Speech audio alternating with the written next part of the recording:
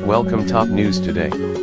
Josh Campbell, a veteran FBI agent who has worked at the law enforcement agency for over a decade, is quitting in protest of the Donald Trumpled Republican smear campaign against the Bureau.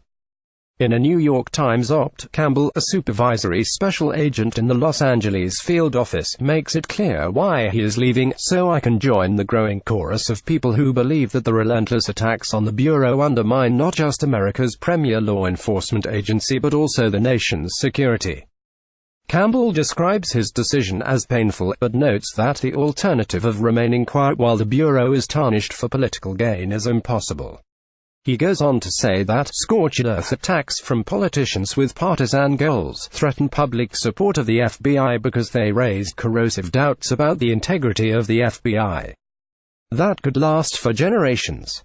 Noting that Trump's attacks are an attempt to negate the ongoing investigation into his presidential campaign, Campbell warns these kinds of attacks by powerful people go beyond mere criticism. They could destroy the institution.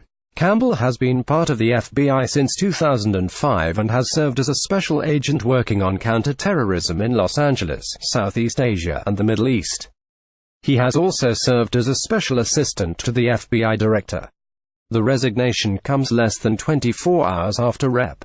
Devin Nunes' RCA crackpot memo attacking the agency as part of a campaign to distract from the ongoing Russia investigation was authorized for release by Trump.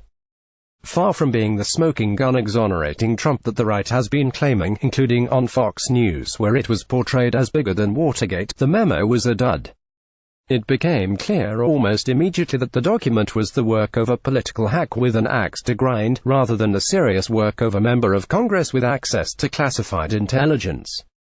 The Trump-Nunes smear was so dishonest that it forced FBI Director Christopher Wray to release a special video message to agents in the field. He explained, "You've all been through a lot in these past 9 months and I know it's often been unsettling, to say the least." He added, "Talk is cheap.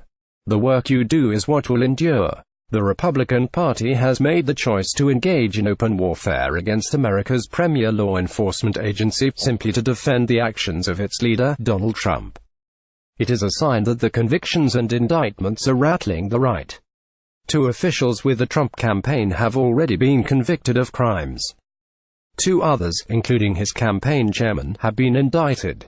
There are multiple reports that these officials have flipped and are providing special counsel Robert Mueller with more information about alleged connections between the Trump campaign and Russian operatives. With each passing day, these connections reach closer to the top tier of the Trump presidential campaign, including Donald Trump himself. In retaliation, he has chosen to undermine the FBI. But the men and women of law enforcement aren't buckling under the pressure being exerted by the Republican Party. They're fighting back.